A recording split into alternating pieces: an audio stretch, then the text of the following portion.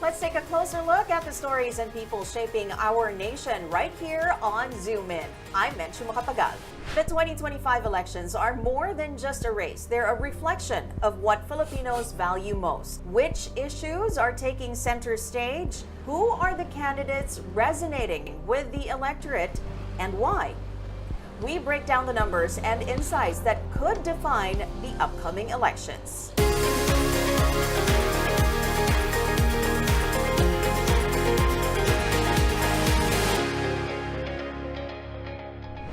A fresh perspective is reshaping how we understand voters, not by geography or social status, but through their mindset and attitudes towards voting.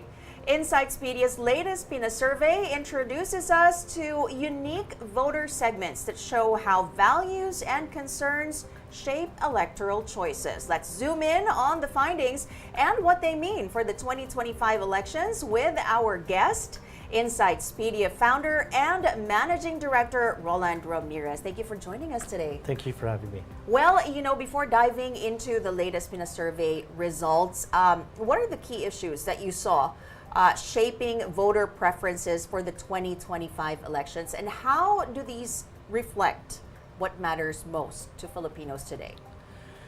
I think, I think there is that two issues that we can actually use to drill down this question. First is, how people vote in general, and then that kind of determines what decision points they actually use or take to further their decisions in terms of like who to vote for in the end. So the big picture is that some people are just predisposed to taking a back seat, watching things unfold, looking for competent leaders and so on and so forth. That's kind of the big picture, and that's where our 5 voter segments come in. Okay. And then, as you know, there are so many things actually, news overload, if you like. So many things happening on the news right now with the Quadcom hearings and so on and so forth. Those small things actually help voters, decide in the end. You mentioned 5 segments, diba, that you kind of classify these voters into. Can you talk a little bit about how you group them into those, or to classify them into those segments? What are those segments? First and foremost, the segments are based it is still based on demography, but it's mostly driven by psychographic questions, right? So what motivates people to vote for who they vote, what drives them, what are important matters to them, and so on and so forth. Values, for example. So those things are what these voter segments were actually based on.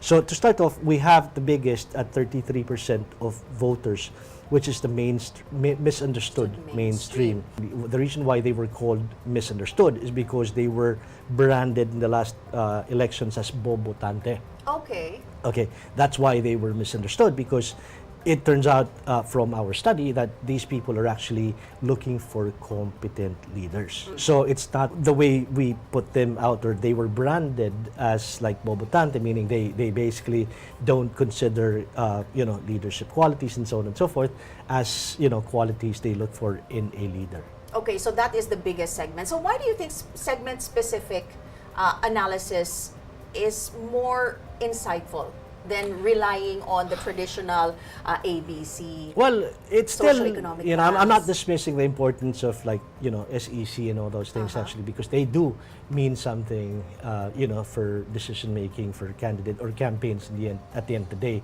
But the reason why psychographic profiling is very important to us, at least, is because we feel like it determines how connected candidates are to voters. You know how some people are highly connected to their voters, and that we're very passionate about who we will vote for.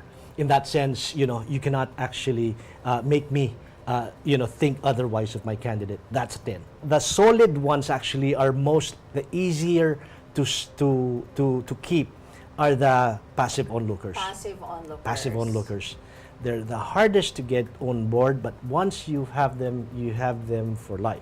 Okay. Right? So they're bit loyal to a fault, you can argue. Okay, so those are just some of them. Misunderstood mainstream, 33%. That's the biggest segment. Passive onlookers Passive is 23. onlookers is the second largest. Second largest. And then you have the solution seekers, 17%, connection cravers, 15%, and the economy worriers. So they're worried about rising prices, low income, and lack of jobs. Correct. That is the smallest segment at 12%. Now, interestingly, though, your survey highlights Erwin Tulfo, as well as Senator Bongo and former Senate President Tito Soto as strong contenders.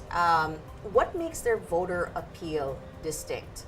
We'll talk about that when we zoom in on that topic right after this break. I mean, who are you going to get votes from if people don't even know you?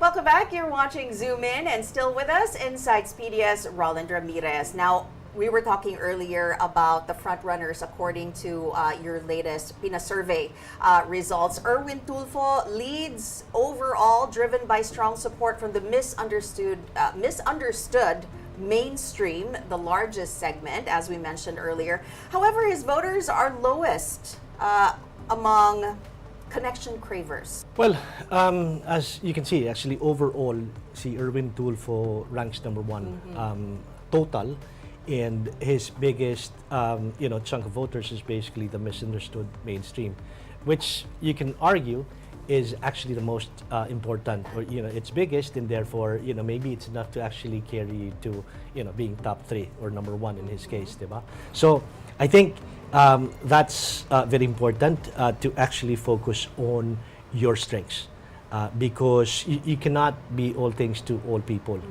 Maybe the strategy is to keep your base strong with mainstream, but not really appeal to passive onlookers and so on and so forth. But so I think the key thing here is to try and understand, for voters, for candidates, I mean, where your appeal lies, and kind of use that, accelerate that to try and get more voters to actually consistency na lang on his part. Because it's all about branding too as well, right? You will see some candidates actually who is kind of dancing on TikTok and so on and so forth.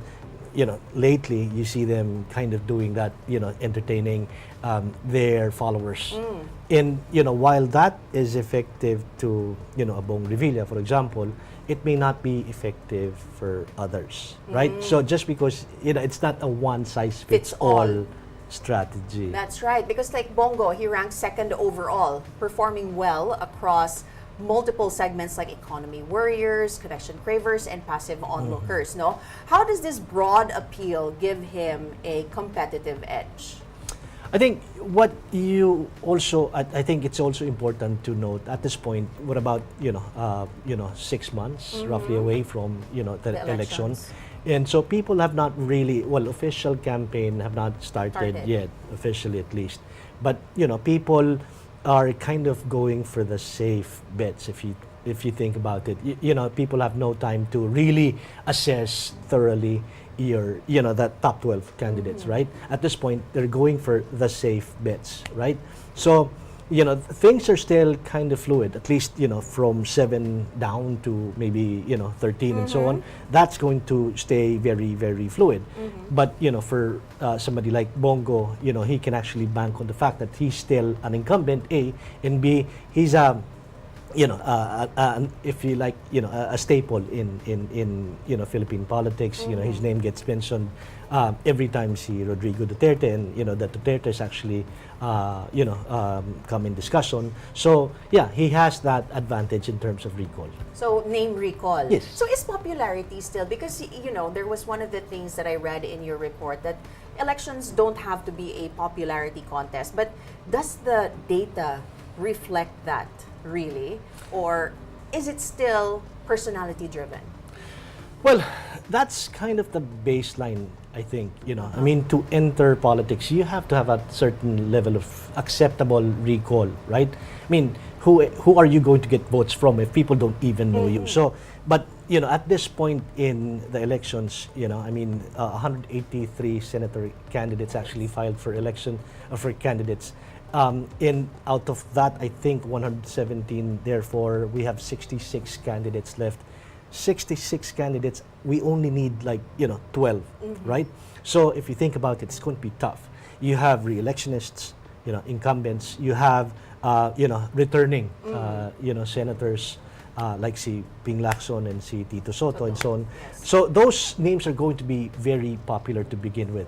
And I think to base your confidence just on your popularity is not going to be enough, because let's assume all these names are big names to start off with. So it's going to be hard to just bank on your popularity first and foremost. Speaking of Tito Soto, former Senate President, of course, Soto, he excels among solution seekers. Why do you think he has this strong connection to this voter group? So solution seekers, typically they look for candidates who can address their needs, their problems right now. Quick fix, silver bullet kind of voters, right? So see, Tito Soto, I think the appeal comes from the fact that a lot of people still remember him from his days being Senate President, and therefore he had that platform, if you like, where he was talking about changes, things that he was going to implement in the Senate, and so laws being passed and so on. So he's the face of the Senate. So you can argue, people might have attached being, his, time in Senate, in being Senate President, as being an action man. So, I think, people still make that connection. Of course, Tito Soto has not been away from the limelight being on Itbulaga after, losing, his 2022 election bid, right? So I think a lot of people still remember him from his time as being, Senate President. Okay, so it sounds like all of these voter segments have very different priorities, no, and preferences. But is there anything that resonates with them across the board? Like something that they all have in common, or is it talagang wildly different? I think economy warriors, from that same segmentation study, we saw that economy warriors kind of like cuts across the different voter segments. Sure, they are the smallest, but we only found that out after actually doing the over indexes. But in reality, actually, if you look closely, you will see that every voter segment actually cares about the economy, cares about low wages, the jobs, and so on and so forth. So those things actually matter. You know why? Because economy warriors, take a family first approach. In being Filipinos, we obviously think we do what we do in life basically because of our families, right? So so anything that impacts the economy and so on and so forth impacts our family, whether directly or indirectly. So I think that's the segment that you kind of want. While it's the smallest, you don't take it for granted in that sense, because they are still the only one in my to my recollection that cuts across different voter segments. Because when you start to feel it in your wallet, then Yes, obviously yes, it yeah. becomes personal. Yes, and that cuts across all For sure. segments. For sure. So with all of that in mind, how then should candidates kind of calibrate their strategies to maximize their reach across these distinct voter segments? I think first and foremost, candidates need to understand, what voters actually see them as, their strengths, their weaknesses, appeal, and so on and so forth.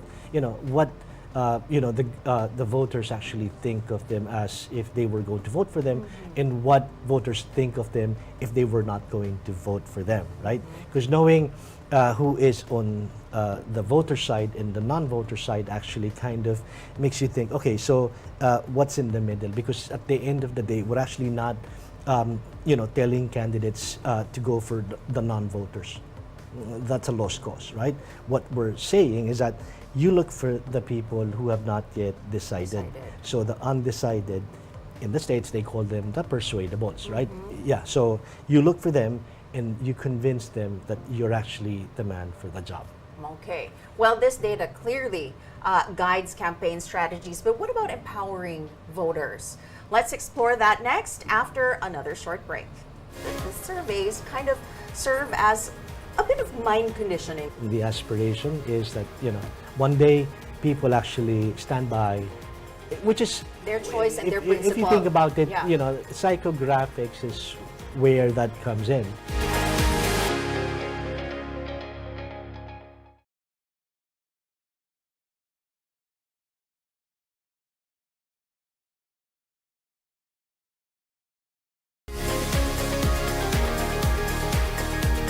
Watching Zoom In. With us is Insightspedia's Rolland Ramirez. So you've shared with us how this data benefits politicians, but how can voters use these insights to make more informed choices in 2025? That's a good one, actually, because I think our survey, Pinasurvey, is mostly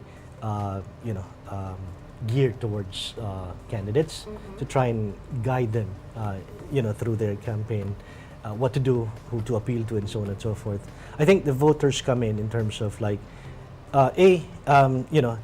if you're actually supporting a specific candidate, in their own number 13, for example, it gives you an idea. It should at least spur candidates, or supporters to help bridge that gap. Be a campaign warrior of some sorts for your candidate. So I think that's very important. Also, I think because of the bandwagon culture that we have, voting only for those in the top 12. Otherwise, we feel like the vote is actually sayang. The reality is, in the aspiration is that we would not do that anymore in the future, at least lessen that. But is that really realistic? Because time and time again, there a lot of people have always said that these the surveys kind of serve as a bit of mind conditioning, if you will, that these are the people that are in the top 12 already, so might as well support somebody who's already in the top 12 para hindi sayang yung. I think we have to be vigilant. I think voters have to kind of look away from that urge, because and that comes through education coming from candidates, right?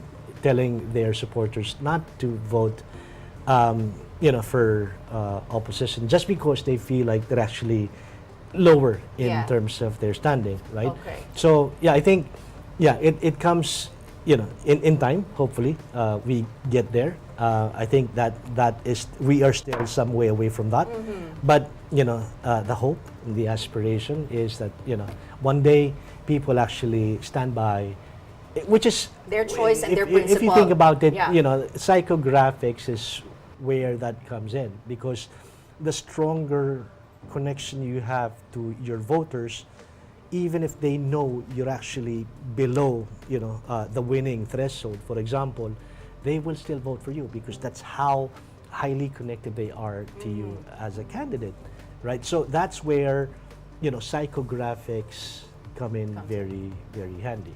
Well, earlier we were talking about recent House and Senate investigations, diba? Like those on POGOs, EJKs, and misuse of government funds. And you were saying that these are bound to kind of sway voters in one direction or another. How do you expect this to really impact, though, in the coming weeks? Do you expect to see like an immediate shift in their priorities, in the way that they're voting, their choices? Okay, so if you think about it, okay, let's look at si Sara Duterte as an example, right? I mean, if you look at the live hearings on YouTube, for example, you will see a lot of people actually are either for Sara or against her, right? So those people are hardliners. You cannot sway them to vote against or for Sara Duterte. What you're looking for to actually, persuade are the people in the middle, people who have not actually made their choices yet. So these people are the ones you're trying to appeal to. These people are the ones that actually, depending on who they are among the 5 voter segments, might, help you reach out to them, appeal to them in a certain way, therefore getting their votes in the end, right? So that's the point. I think at this point, there is this still large chunk of voters who are undecided, watching out, who's going to come out of this mess, if you think about it, and come out victorious, right? And so only time will tell. But at least right now, we are, rich in terms of news. These important issues actually get discussed at the national level, and therefore, hopefully more and more voters, participate one way or another in this process, and therefore, come up with a more robust decision making come in May. Well, social media is the preferred battleground, as well as the preferred way that people consume their news now. What trends are shaping voter preferences as we approach the elections? Well, social media, as you said, it's the battleground. The reason for that is because it's on 24/7. It's its own demand. Yeah. So when you look out for it, the algorithm actually even can predict whether you're actually for Duterte or anti-Duterte, and therefore it will keep feeding you, the content that you want and you seek, right? So in that sense, so it's important to be ever so present because you're actually trying to reach out, to certain voters. The important thing not to forget is that you're not trying to appeal to just one type of voter online. So just because they're online, they could be somebody like me, meaning somebody who is Gen Xer, and so on and so forth, versus somebody who is just going to vote for the first time in 2025, right? So we have different value sets, we have different motivations in life, and so on and so forth, and therefore you have to appeal to a broad base, spectrum of voters online who are all online. So gone are the days when one size fits all. You really have to get to know the voters on a more personal level. Exactly.